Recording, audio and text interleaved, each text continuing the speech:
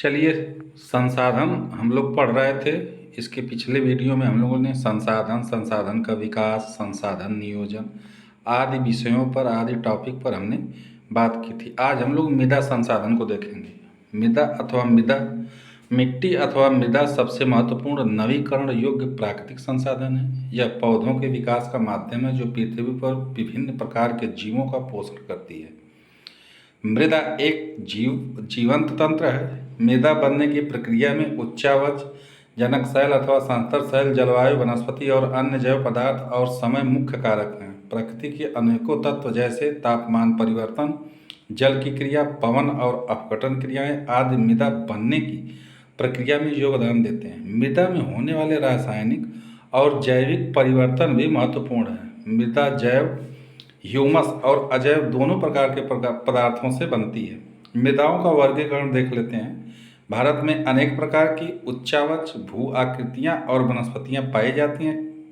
किस कारण अनेक प्रकार की मृदाएँ विकसित हुई हैं? जलोढ़ मृदा। आइए इनका वर्गीकरण देख लेते हैं। 1 नंबर जलोढ़ मृदा। इस मृदा का विस्तार विस्तृत क्षेत्र में हुआ है और यह देश की महत्वपूर्ण मृदा है। भारत की हिमालय क्षेत्र से निकलने वाले 3 महत्वपूर्ण नदी तंत्र ब्रह्मपुत्र, गंगा, सिंधु नदियों द्वारा ले गए निक्षेपों से संपूर्ण उत्तरी मैदान जलोढ़ मृदा से बना है। प्रायद्वीपीय भारत के पूर्वी तट पर महानदी गोदावरी, कृष्णा, कावेरी के डेल्टा भी जलोढ़ मृदा से बने हैं। जलोढ़ मृदा में रेत, सिल्ट और मृत्तिका के विभिन्न अनुपात पाया जाता है। जलोढ़ मृदा 2 प्रकार की होती है, पुराना जलोढ़ बांगर, नया जलोढ़ खादर। पुराना जलोढ़ की अपेक्षा नया जलोढ़ उपजाऊ होता है और यह जो है इसमें पैदावार अच्छी होती है। जलोढ़ मृदा बहुत उपजाऊ होती है। अधिकतर जलोढ़ मृदाएँ पोटास, फास्फोरस और चूना युक्त होती हैं जो इनको गन्ने, चावल, गेहूँ और अन्य अनाजों, दलहन फसलों की खेती के लिए उपयुक्त बनाती हैं। काली मृदा। काली मृदाओं का रंग काला और इन्हें रेंगर मृदाएँ भी कहा जाता है। काली मृदा कपास की खेती के लिए उचित मानी जाती है और काली कपास मृदा के नाम से भी जानी जाती है। काली मृदाएँ दक्कन पठार, बैसाल्ट उत्तर पश्चिम भाग में पाई जाती है और लावा के जनक सालों से बनी है। काली मृदा महाराष्ट्र, सौराष्ट्र, मालवा, मध्य प्रदेश और छत्तीसगढ़ के पत्थर पर पाई जाती है।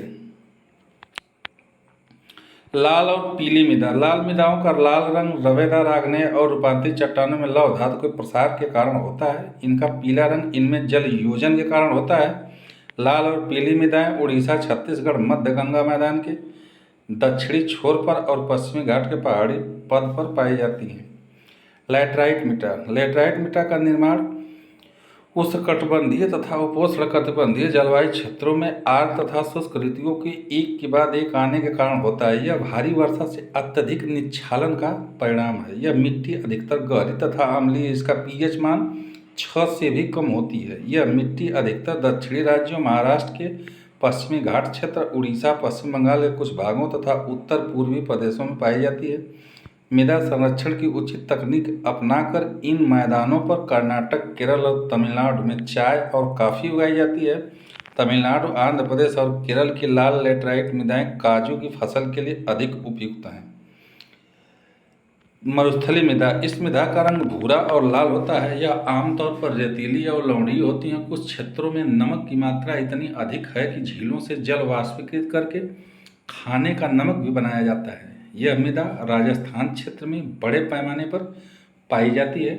वन मृदा। वन मृदाएँ आमतौर पर पहाड़ी और पर्वतीय क्षेत्रों में पाई जाती हैं जहाँ पर्याप्त वर्षा वन उपलब्ध है। इस प्रकार आज हम लोगों ने मृदा संसाधन देखा, इसके वर्गीकरण देखा, इसमें कौन कौन मिट्टियाँ आती हैं, इनका क्षेत्र क्या है, ये किस पैदावार के लिए होती हैं, इन बिंदुओं पर हमने चर्चा की। हम उम्मीद करते हैं, आशा करते हैं कि आप लोग इससे अपने ज्ञान में बहुत अच्छी वृद्धि करेंगे। अगर इससे कोई भी संबंधित आपका डाउट्स हो और लगता हो कि नहीं इसमें ये बिंदु जोड़ा जा सकता है, तो उसके लिए आप हमें कमेंट करिए और हमको लाइक करिए, सब्सक्राइब करिए हमारे चैनल को और दोस्तों में शेयर करिए। धन्यवाद।